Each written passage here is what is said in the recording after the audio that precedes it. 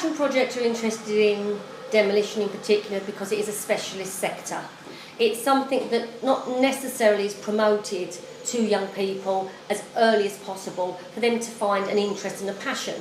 So the idea of having the collaboration between industry specialists and ourselves that work across the network of communities, charities, Job Centre Plus, St Giles Trust and London Probation, it enables us to get the message out there very early on, particularly in schools and in academies, which is really key to get that employer engagement. The reason Erith got involved in the Passion Project was through Liz Orbitelli.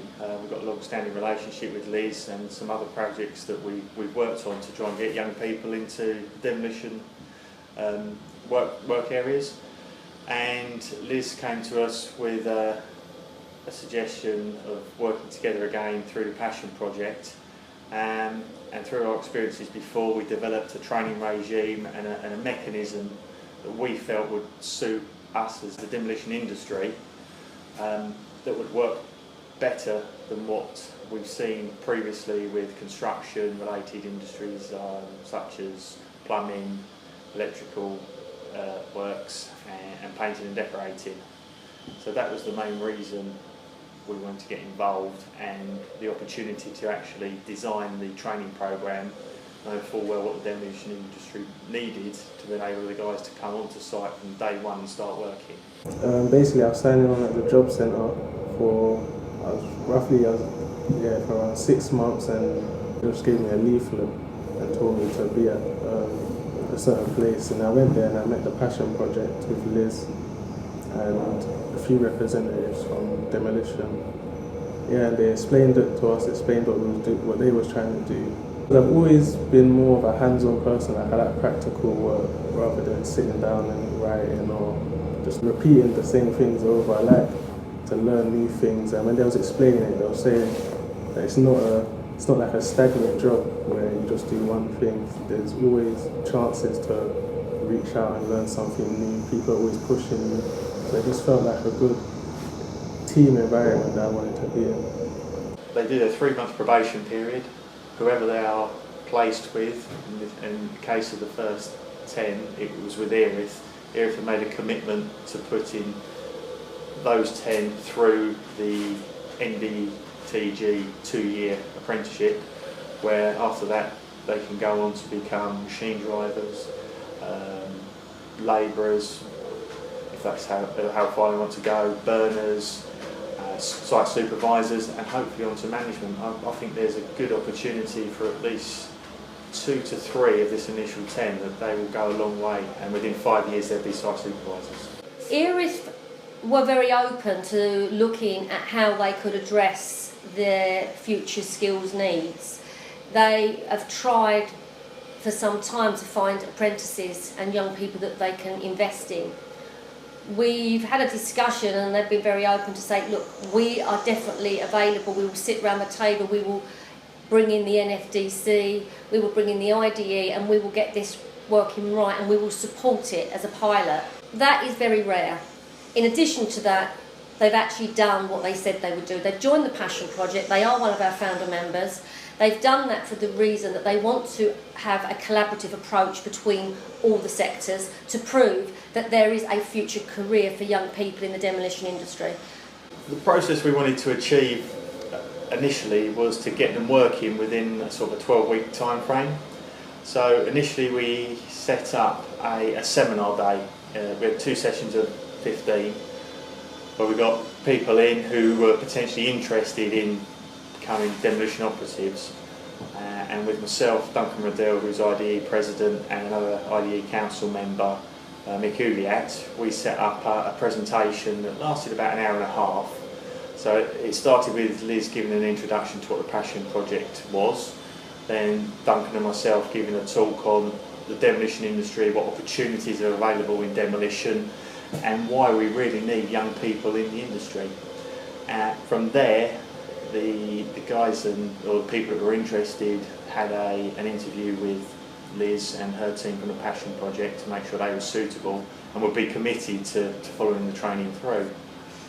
After this, we narrowed them down to 10 people after an interview, because the IDE made a commitment to sponsor the first 10 people through their training.